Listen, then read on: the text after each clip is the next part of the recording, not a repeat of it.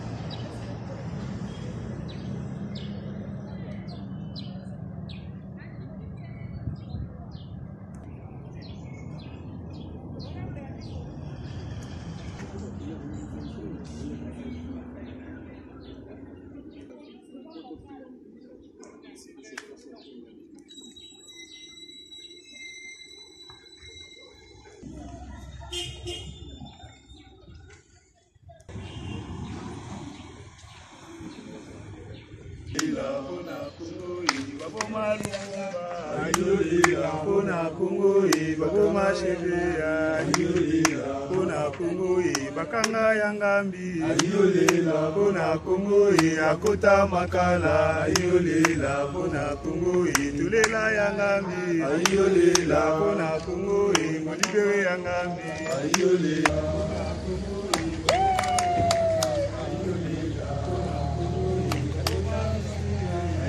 Vous allez.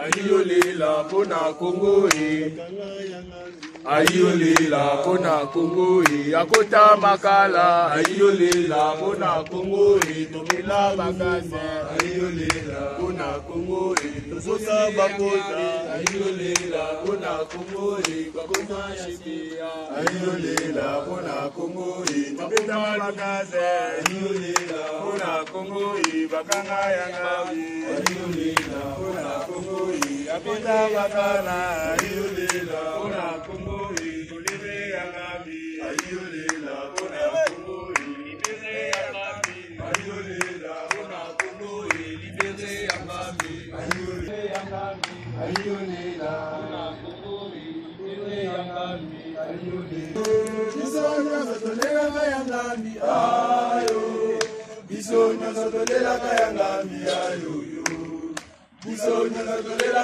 yangabi ayo ayoyo azobana moka ayoyo oh bisonya sotolela yangambi ayo bisonya sotolela yangambi ayo bisonya sotolela yangambi mula tolela yangambi ayoyo ayoyo azamwana mboka ayoyo mula tolela yangambi ayo mula tolela yangambi ayo mula tolela yangambi ayo mula tolela yangambi ayo ayo oh mula tolela yangambi ayo bachi libere yangambi ayo bachi libere yangambi ayo bachi libere yangambi ayo ayoyo azamwana mboka ayo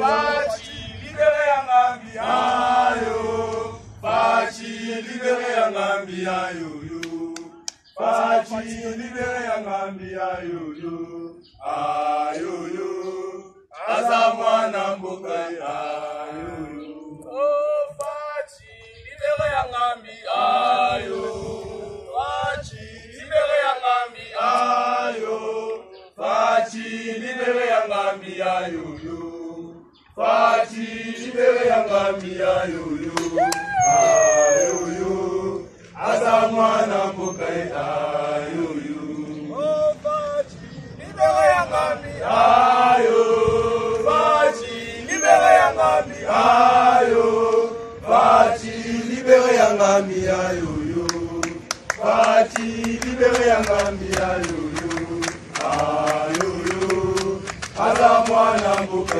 ayo oh mula tolela yangambi ayo mula tolela yangambi ayo mula tolela yangambi ayo ayoyo azamwana mboka mula tolela yangambi ayo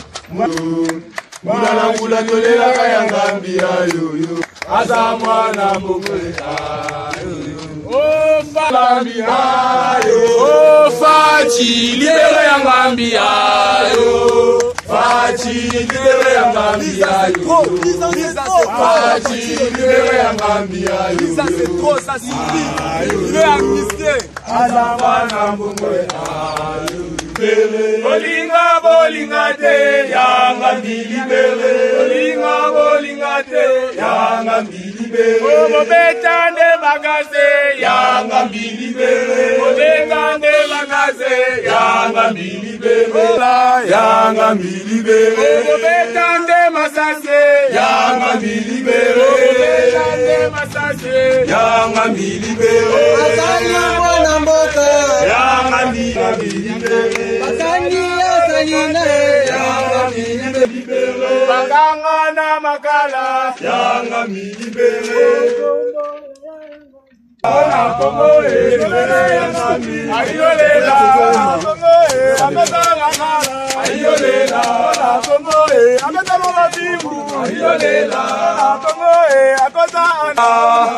Nous sommes activistes pour la démocratie de différents mouvements et les jeunes engagés indépendants. Nous sommes venus ici à la présidence, au palais de la nation, pour réclamer la loi d'amnistie sur Firmin Yangambi. Il a été amnistié depuis le 11 février 2014. Alors, cette loi a été appliquée pour les autres, pour plus de 3000 prisonniers. Et lui, il est resté otage jusqu'aujourd'hui. Ça fait déjà 5 ans. Nous sommes ici, nous sommes venus voir les dirigeables du chef de l'État pour libérer Firmin Yangambi. Il va nous recevoir d'ici là, le président n'est pas là. C'est pourquoi nous sommes là, nous attendons qu'il nous reçoive. Je dois d'abord vous préciser une chose. Nous ne sommes pas venus demander les grâces présidentielles comme beaucoup de gens le croient. Nous sommes venus réclamer l'application d'une loi qui souffre de son application. La loi numéro 14/006 du 11 février 2014 portant amnistie pour mettre Firmin Yangambi. Depuis 2014, cette loi-là souffre d'application. C'est pourquoi nous sommes venus aujourd'hui réclamer l'application de cette loi-là. Nous ne sommes pas venus ici parce que M. Firmin nous a corrompus. D'abord, nous sommes activistes. C'est pourquoi nous sommes venus réclamer l'application de cette loi-là. Et les cas des autres prisonniers-là qui sont politiques. Et attendre leur grâce. M. Félix avait dit qu'il allait les libérer d'ici dimanche. On attend toujours. Si il arrivait qu'ils ne sont pas graciés, là, nous verrons encore ici réclamer aussi la grâce présidentielle. Mais aujourd'hui, nous sommes réclamés l'application d'une loi qui souffre. La loi numéro 14/006 du 11 février plutôt 2014. La loi d'amnistie. Gagne toujours, le peuple gagne toujours, le peuple gagne. Il m'a donné cours à l'université, ça fait 10 ans qu'il est en prison. Nous sommes ici, nous manifestons devant les palais de la nation. Nous voulons voir le président Félix Tshisekedi pour lui déposer un mémo, lui rappeler que non, maître Firmin Yangambi a déjà reçu l'amnistie depuis l'année 2014, mais qui reste encore illégalement et arbitrairement dans les geôles de Makala. Alors nous sommes là, nous avons suivi de plus près les 100 premiers jours du président Félix qui a parlé sur la libération des prisonniers politiques, mais nous sommes là pour lui rappeler que non, maître Firmin Yangambi a déjà reçu l'amnistie depuis 2014. Donc nous sommes là, nous manifestons jusqu'à ce que le président Félix puisse nous recevoir.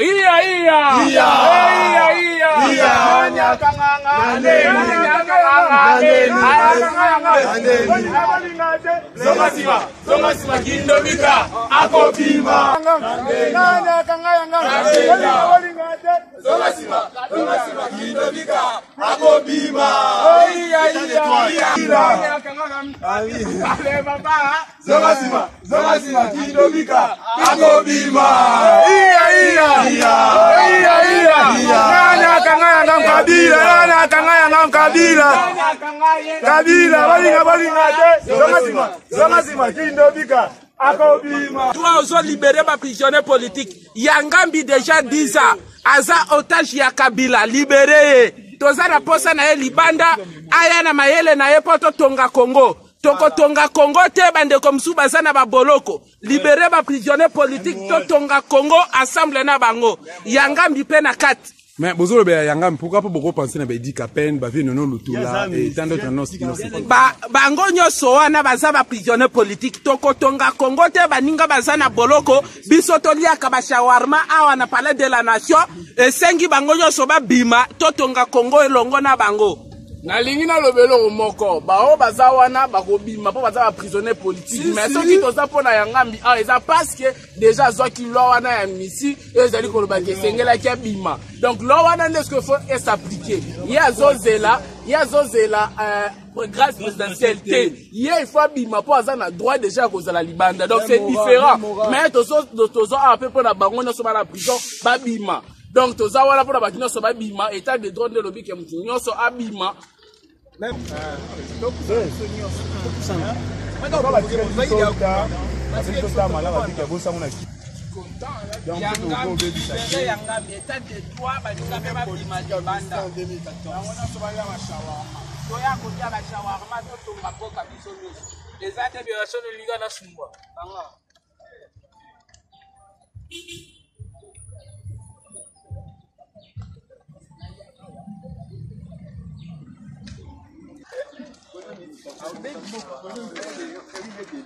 Non.